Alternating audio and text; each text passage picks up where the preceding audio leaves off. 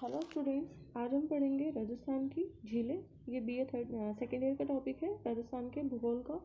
इसमें हम इसका जो एक पार्ट है यानी कि जो राजस्थान का आबोहवा तंत्र है उसको हम बाद में डिटेल में स्टडी करेंगे। आज हम इसको पहले देख लेते हैं क्योंकि झीलों पर अक्सर आपसे एग्जाम में क्वेश्चन पूछे जाते हैं कि यह झील कहाँ स्थित है, इसका क्या महत्व है, ऐतिहासिक महत्व या फिर किसी भी प्रकार का जो है पर्यावरणीय महत्व क्या है इसका। तो ऐसे प्रश्न आपसे पूछे जाते हैं राजस्थान की झीलों को लेकर। चलिए हम पढ़ते हैं राजस्थान की झीलें। राजस्थान में जो झीलें हैं इनको हम दो कैटेगरी में बांट सकते हैं, एक तो खारे पानी की झीलें और दूसरी है मीठे पानी की झीलें। आप लोगों ने जब राजस्थान के भू आकृतिक प्रदेशों का अध्ययन किया था उसमें आपने देखा होगा कि राजस्थान का अधिकांश भाग है वह मरुस्थलीय भाग, और जो राजस्थान में जो मरुस्थलीय भाग है और अधिकांश जो भाग है वो तैतीस सागर का अवशेष माना जाता है। यानी कि तैतीस सागर आप लोगों को पहले इसमें मैं डिटेल में पहले ही बता चुकी हूँ कि तैतीस सागर क्या है और किस जगह जो तैतीस सागर है वह उसकी जगह पर आज मरुस्थल स्थित है। तो तैतीस सागर के अवशेष की वजह से ही जो राजस्थान में जो झीलें हैं वो भी मानी जाती है, किसका अवशेष, तैतीस सागर का ही अवशेष मानी जाती है। इसको हम एक डायग्राम से समझ लेते हैं कि प्रारंभ में क्या था, एक विशाल स्थल भाग था जिसको हम कहते थे पेंजिया, और कुछ समय बाद में इसमें किसी कारण से दो टुकड़ों में इसका विभाजन हुआ। उत्तरी भाग तो कहलाया अंगारा लेन और दक्षिणी भाग कहलाया गोंडवाना लेन। जो गोंडवाना लेन है वो भारत का जो दक्षिणी प्रायद्वीपीय पठार है वो भी इसी का बना हुआ है। यानी कि अधिकांश जो उत्तरी गोलार्ध में स्थित महाद्वीप है वो है अंगारा लेन के भाग, और दक्षिणी गोलार्ध में स्थित जो भाग है और जो भारत का दक्षिणी प्रायद्वीपीय भाग है वो है गोंडवाना लेन का भाग।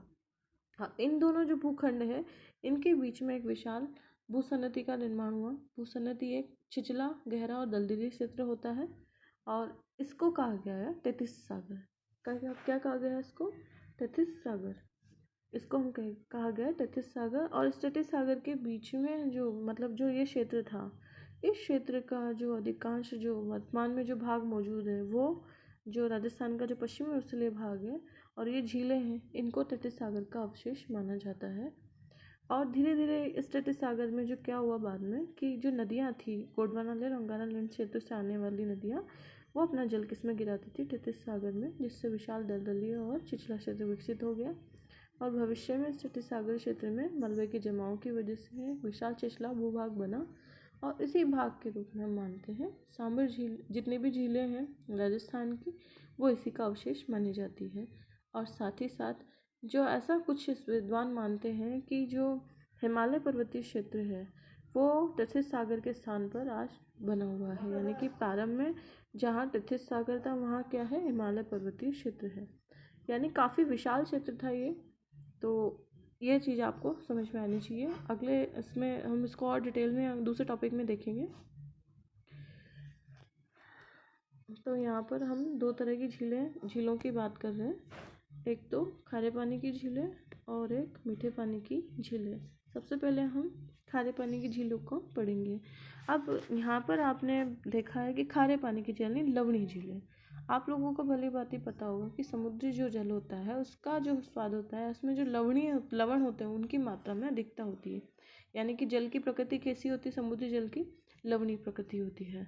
और आपको मैंने अभी जस्ट बताया कि जो अधिकांश जो राजस्थान की झीलें हैं वह तैतीस सागर का अवशेष है, ऐसा मानी जाता है विद्वानों के द्वारा।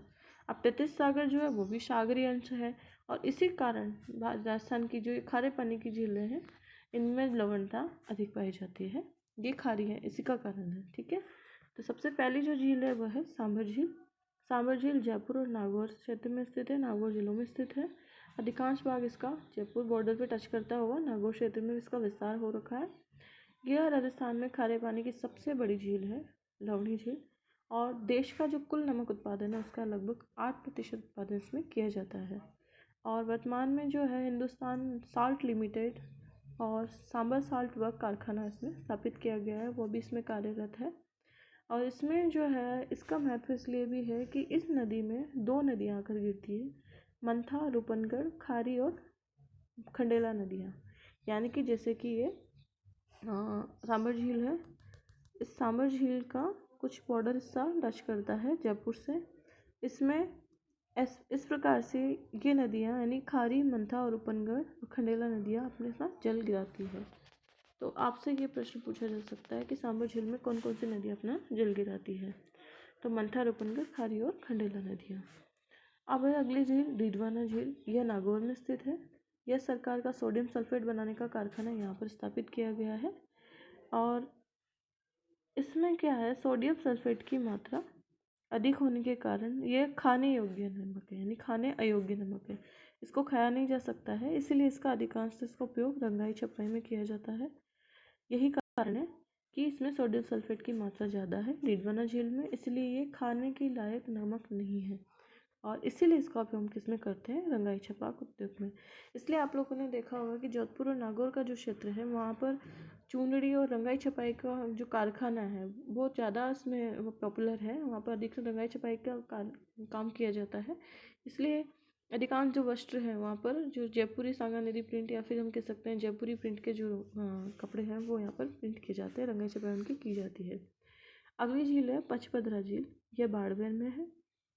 इसमें सोडियम क्लोराइड की मात्रा 98% है, इसीलिए यह राजस्थान में सबसे बेस्ट क्वालिटी का नमक माना जाता है। किसका, पचपदरा झील का।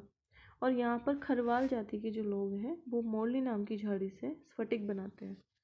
तो आप ये चीज़ याद रखें, ये ट्रेडिशनल काफ़ी परंपरागत तरीके से यहाँ पर प्रारंभ से ही नमक का निर्माण किया जा रहा है। और ये किसके द्वारा बनाया जाता है, खरवाल जाति के लोगों के द्वारा। और किस झाड़ी से, मोरली नाम झाड़ी से यहाँ पर स्फटिक बनाए जाते हैं, इसके तैयार किए जाते हैं।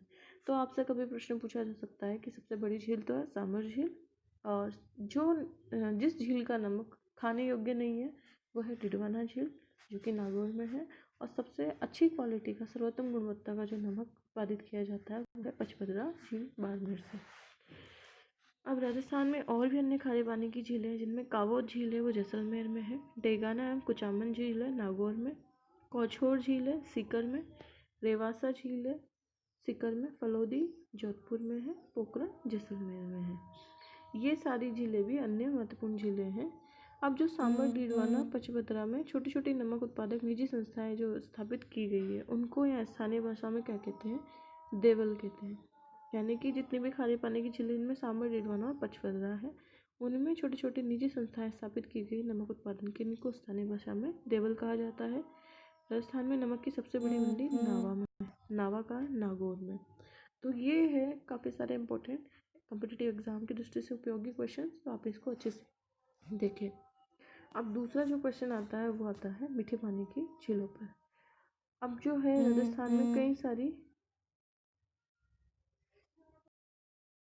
मीठे पानी की झीलें भी हैं, जिनमें पहली झील है जयसमंद झील। इसको हम डेबर झील भी कहते हैं और ये उदयपुर में स्थित है। और ये विश्व में मीठे पानी की दूसरी सबसे बड़ी कृत्रिम झील है। ये आप विशेष ध्यान रखें कि किस प्रकार की झील है, कृत्रिम झील है और ये दूसरी सबसे बड़ी स्वच्छ पानी की झील है। पहली झील तो सुपीरियर झील है, दूसरी जयसमंद झील। इसका निर्माण मेवाड़ के महाराणा जयसिंह द्वारा 1687-1691 में करवाया गया था। और वो कैसे करवाया गया, गोमती नदी पर बांध बनवाकर। और इस पर 7 टापू हैं, जिसमें बाबा का भागड़ा सबसे बड़ा टापू है, प्यारी दूसरा टापू है। बाबा का भागड़ा और प्यारी इसके 2 बड़े टापू हैं। बाबा का भागड़ा को मगरा नाम से भी जाना जाता है और इस पर आइलैंड रिसोर्ट होटल बना हुआ है। जितनी भी उदयपुर में अधिकांश जो झीलें हैं वो ज़्यादातर सिटी पैलेसेस के लिए, आइलैंड होटल्स के लिए काफ़ी ज़्यादा फेमस है। तो आप ये चीज़ ध्यान रखें, 2 बड़े टापू कौन कौन से हैं, बाबा का भागड़ा और प्यारी। इसको डेवर झील भी कहा जाता है और इसको गोमती नदी पर बांध बनाकर तैयार किया गया था। दूसरी झील है राजसमंद झील। इसको राजसमुद्र भी कहते हैं और ये राजसमंद जिले में है। इसको बनाया था महाराणा राज सिंह ने। इस झील के उत्तरी भाग में नौचौकी की पाल बनी हुई है और जिसको नौचौकी पाल कहते हैं उत्तरी भाग को। और इसमें 25 विशाल शिलाओं का लिखित शिलालेख है, इसको हम राज प्रशस्ति कहते हैं। प्रारंभ में जो कई सारे राजा महाराजा होते थे वो पत्थरों पर अपने प्रशस्ति पत्र लिखवाया करते थे, उनको हम शिलालेख कहते थे, जिसको राज प्रशस्ति भी कहते हैं। तो यह 25 विशाल शिलाओं पर बनवाई गई है और ये बहुत बड़ी शिलालेख है और इसमें मेवाड़ राज्य का इतिहास वर्णित किया गया है। इसको क्या कहते हैं, राज प्रशस्ति। तो आपसे प्रश्न पूछा जा सकता है, राज प्रशस्ति जो शिलालेख है कौन सी झील पर है, राजसमंद झील पर। अगली झील है पिछोला झील। यह है उदयपुर में। यह राणा लाखा के शासनकाल में बनाई गई थी, किसके द्वारा, एक बंजारे के द्वारा निर्मित की गई थी। और इसकी मरम्मत का काम जो है राणा उदय सिंह ने करवाया था। इस झील के मध्य जग निवास और जग मंदिर महल बने हुए हैं और इसके किनारे पर नटनी का चबूतरा है। ज़्यादातर आप इसमें देखेंगे कि जितने भी स्मारक हैं या फिर मॉन्यूमेंट्स है, स्मारक हैं, ऐतिहासिक जो है वो स्मारक इसमें हमें झीलों पर मिलेंगे। अगली जो झील है वो है फतेह सागर झील। ये भी उदयपुर में है। ये महाराणा जयसिंह द्वारा निर्मित की गई थी। झील का जीर्णोद्धार महाराणा फतेह सिंह ने करवाया था और इसकी जो नींव है वो ड्यूक ऑफ कनॉट द्वारा रखी गई थी। झील के एक टापू पर नेहरू पार्क जो है सौर वेधशाला बनाई गई है। यानी कि तो सौर वेधशाला का जो निर्माण किया गया है वो फतेह सागर झील पर किया गया है। अगली है पुष्कर झील। ये अजमेर में है। ये भारत की सबसे पवित्र झील मानी जाती है और इस झील के किनारे ब्रह्म मंदिर, सावित्री माता मंदिर और रंगनाथ जी का मंदिर है, वराह मंदिर है, आत्मेश्वर महादेव मंदिर एवं गायत्री मंदिर स्थित है। कनाडा के सहयोग से झील को गहरा करने और साफ करने की योजना चलाई जा रही है वर्तमान में। और यहाँ पर कार्तिक शुक्ल को, एकादशी को, पूर्णिमा को यहाँ पर पशु मेला लगता है। तो पुष्कर झील का आप विशेष ध्यान रखें, ये अजमेर में है। तीसरी अच्छी नक्की झील है। इसमें सिरोही में स्थित है। सर्वाधिक ऊंचाई पर स्थित झील है राजस्थान की, जो भूगोलवेत्ताओं के अनुसार इसको क्रेटर झील कहा जाता है। क्रेटर जो होता है वो ज्वालामुखी का मुख कहलाता है, उसको हम क्रेटर झील कहते हैं। और कुछ समय बाद अगर वो बंद हो जाता है, उसमें पानी जल का, वर्षा जल का भराव हो जाता है, तो उसको हम कहते हैं क्रेटर झील। तो ऐसा माना जाता है कि नक्की झील किसका उदाहरण है? क्रेटर झील का। झील के किनारे रघुनाथ जी का मंदिर, toad rock, nun rock, parrot rock, Ramji rock का गुफा, हाथी गुम्फा, चंपा आदि इसके प्रमुख प्रसिद्ध स्थल है। तो ये थी मीठे पानी की झीलें। अगली है राजसमंद झील के बाद में अगली झील है नक्की झील के बाद में आना सागर झील। यह अजमेर में है और ये पृथ्वीराज चौहान के पिता आना जी ने इसका निर्माण करवाया था। यहाँ पर बारादरी का निर्माण किया गया है और इस जगह पर दौलत बाग और सुभाष बाग जहांगीर द्वारा निर्मित करवाए गए थे। फाय सागर झील ये अजमेर में है और ये अकाल राहत कार्य के द्वारा अंग्रेजी इंजीनियर श्री फाय ने निर्मित करी थी। सिलीसैर झील ये अलवर में है। इसका निर्माण महाराजा विनय सिंह ने करवाया था शिकार गाह के लिए। कोलाय झील मुनि की तपोस्थली है और ये बीकानेर में है और ये दीपदान के लिए प्रसिद्ध है। तो ये थी इम्पोर्टेंट मीठे पानी की झीलें। इसके अलावा नवलखा नवल सागर झील बूंदी में है, गेव सागर डूंगरपुर में, बालसमंद झील जोधपुर में और कायलाना झील जोधपुर में, उदय सागर झील उदयपुर में, गडरीसर तालाब जैसलमेर में, पन्ना शाह तालाब झुंझुनू में। तो ये सारी इम्पोर्टेंट मीठे पानी की झीलें थी। अब इसको हम अगले लेक्चर में इसका एक डायग्राम में हम इसको देखेंगे कि कौन कौन सी झीलें कहाँ पर स्थित है। आज के लिए